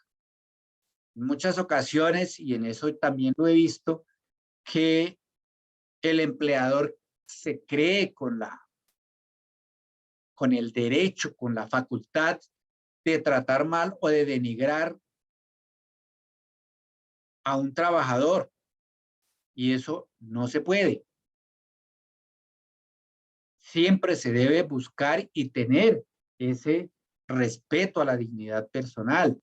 Así el trabajador a mí me haya cometido la falta más grave, pues yo no tengo que responder de la misma manera con una agresión hacia mis trabajadores.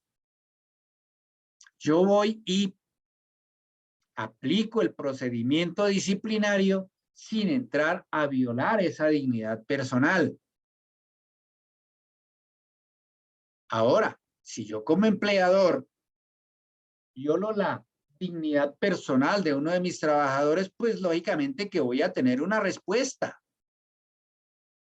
Entonces hasta puede llegar también a un irrespeto de ese trabajador hacia el empleador, o hasta agresiones físicas. Y ahí yo no puedo decir que ahí hay una justa causa para terminarle el contrato a mi trabajador porque me golpeó o porque me realizó un maltrato verbal.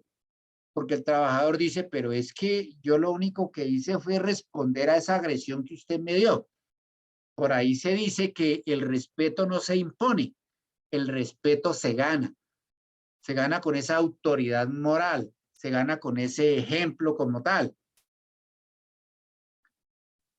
Entonces, para que eso tengamos nosotros presente.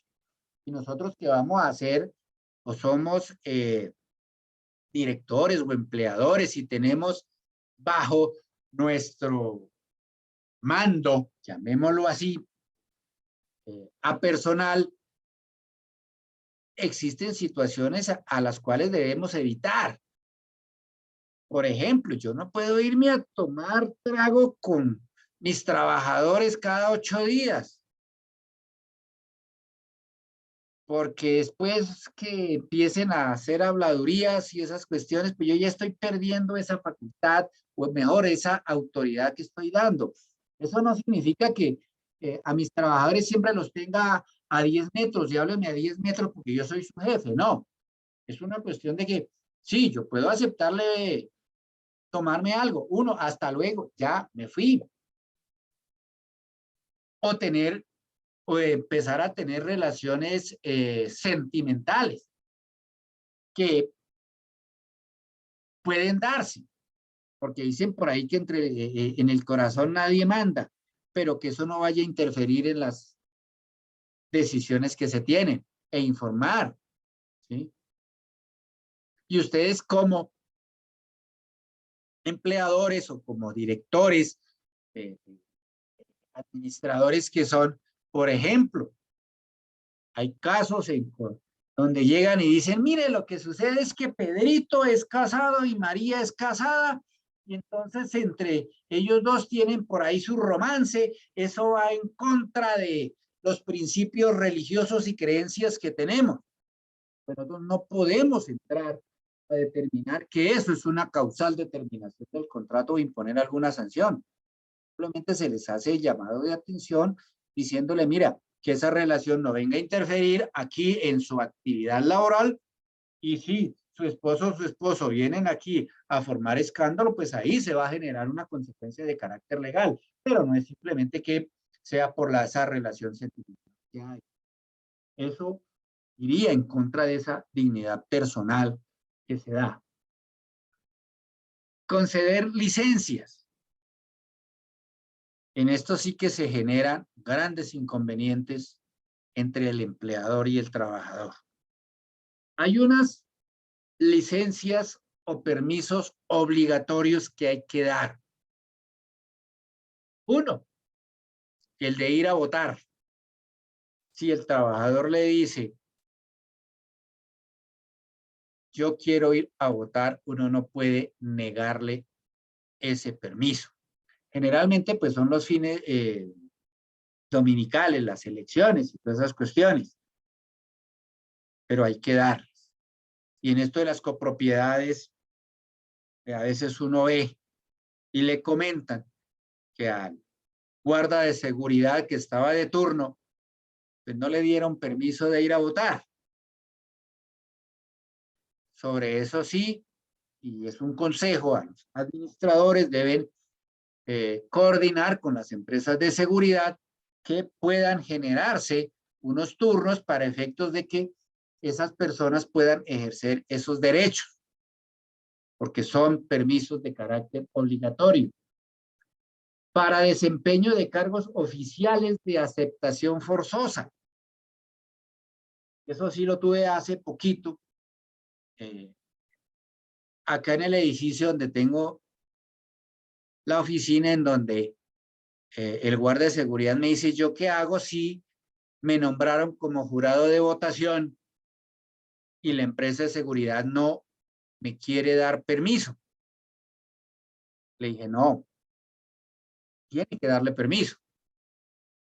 ¿Por qué? Porque pues si no, la empresa tendría que entrar a asumir la multa que le pueden imponer por el hecho de no ir y cumplir con ese cargo al cual fue nombrado y que es de forzosa aceptación. Por grave calamidad doméstica.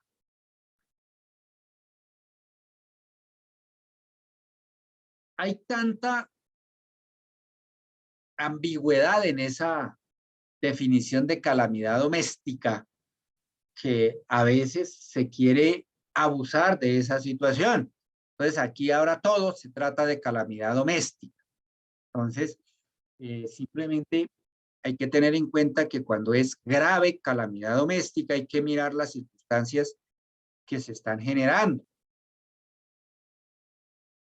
para determinar si se da o no se da esa licencia por esa calamidad doméstica. Y el término, el tiempo para el cual se da, tampoco existe en la ley que diga yo le voy a dar un día, mediodía, 2 días, 5 días. La norma dice dependiendo la gravedad o la necesidad que se dé para que el trabajador pueda solventar esa situación de calamidad doméstica. Y está a criterio del empleador decirle, le voy a dar un día, le voy a dar 2 días o le voy a dar 3 días o 5 días. No podemos confundir la grave calamidad doméstica con la licencia por luto. Es otra situación distinta. La licencia por luto está dada por la ley, está determinada en qué evento se da esa licencia. Lo que no sucede con la calamidad doméstica, porque algunos dicen, deme permiso por calamidad doméstica y por licencia por luto. Así que no, yo te doy la licencia por luto, que con eso usted puede surtir y dar esa, buscar solucionar esa situación como tal. Las comisiones sindicales. Esto es una situación que la ley ha establecido que todos los que son miembros de la junta directiva de un sindicato tienen esa comisión sindical. ¿Y eso qué significa? Que ellos pueden estar en el sindicato todos los días, todo el día, y sin embargo hay que pagarles el salario.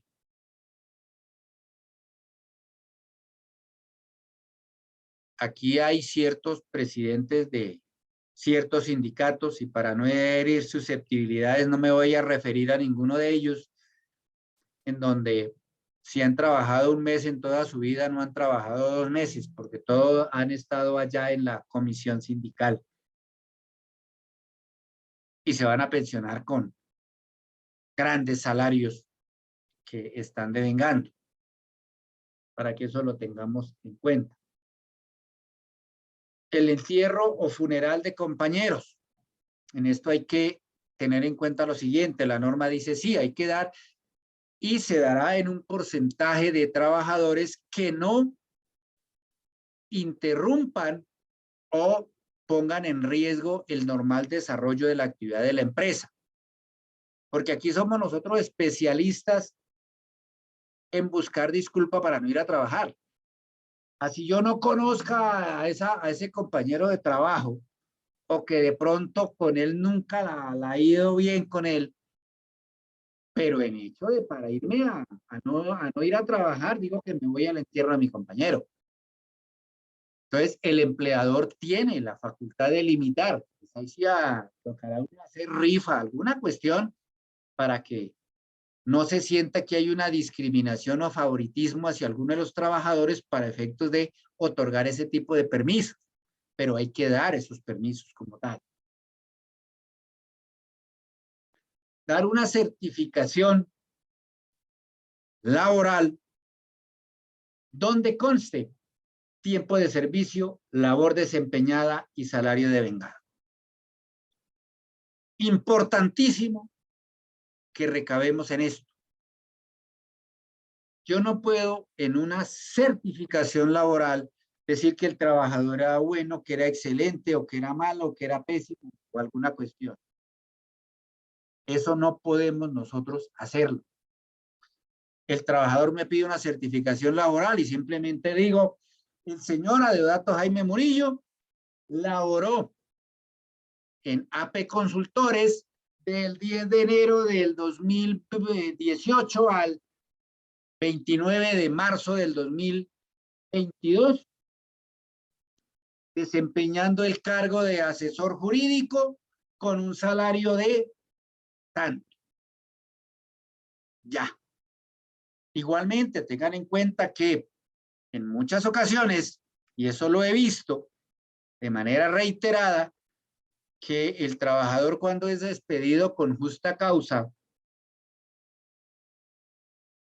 pues lógicamente coloca en la hoja de vida que Adeodato Jaime trabajó en AP Consultores y me voy a buscar trabajo en otra empresa y si yo quiero ser maloso, pongo a alguien que llame y grabe la conversación y diga que, o pregunte, llame a AP Consultores y pregunte, ¿y qué tal Adeodato?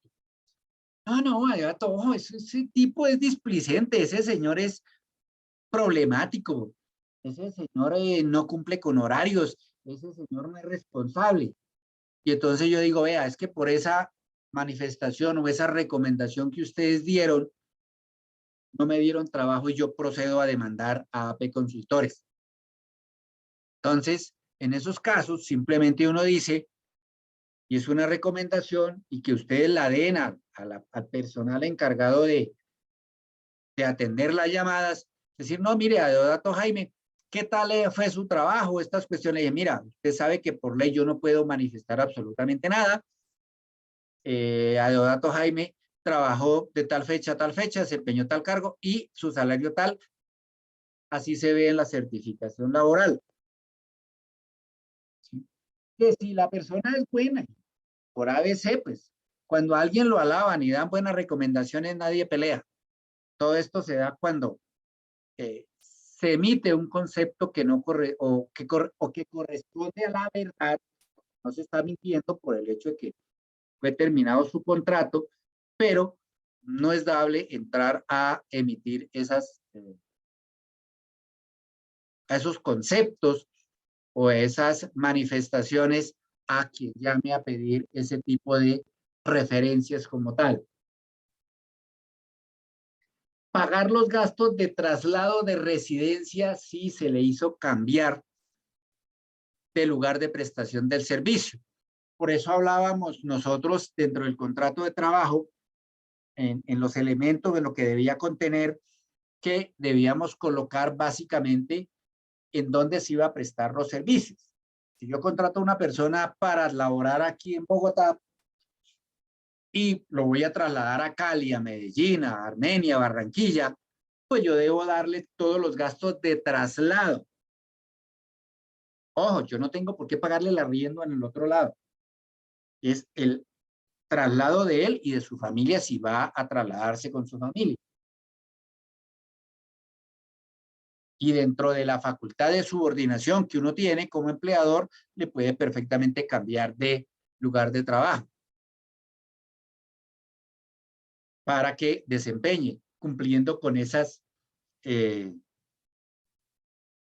cargas de traslado, de gastos de traslado en el cual va a incurrir el trabajador para estos casos. Cumplir con el reglamento interno de trabajo y mantener el orden, la moralidad y el respeto a las leyes.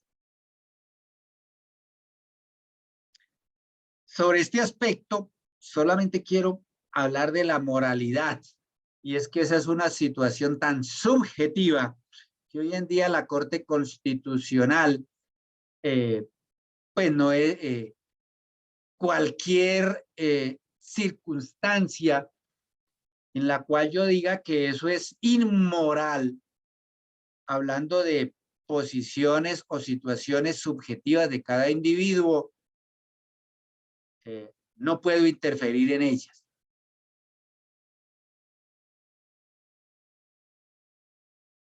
En cuanto al reglamento, hay que ser también cuidadoso al establecer esas situaciones del, por ejemplo, en cuanto a vestimenta.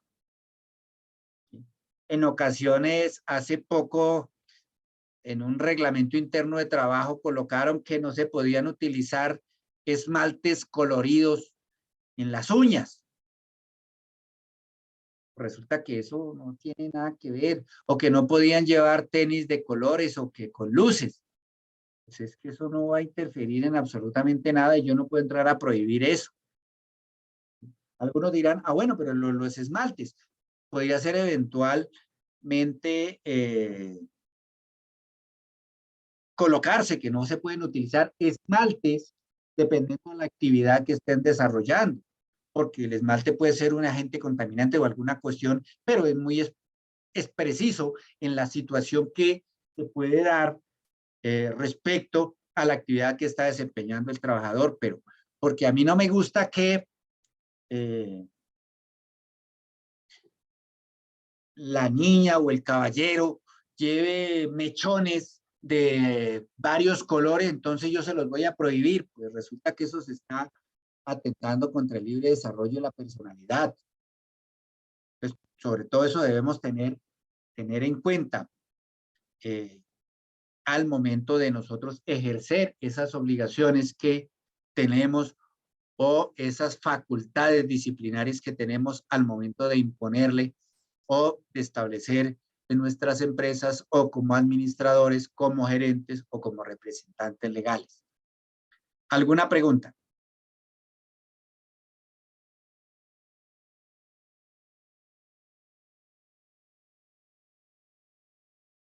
¿O todo quedó entendido? ¿O, como digo yo, la clase fue tan aburrida que mejor no digamos nada? No, doctor, muy bien todo. No, doctor, muchas gracias. O estamos cansados ya que queremos irnos. No, no, Perfecto, señor. todo claro, doctor. Todo claro, doctor. Bien. Así es, ¿Alguna doctor. Muchas sugerencia gracias. para las clases subsiguientes? Para que ustedes pretendan o que tengan interese que en el área laboral se traten algunos temas específicos, porque yo hice aquí la preparación de los temas, pero que ustedes digan, mire, nos gustaría que profundizáramos sobre este tema o sobre el otro tema, dependiendo las actividades que ustedes tengan, con mucho gusto, me lo hacen saber a través de don Guillermo. Entonces él me dice, Adeodato, los estudiantes quieren que hagamos un módulo especial o de profundización sobre A, B o C tema. Con muchísimo gusto estamos para eso y pues digamos que es el objetivo de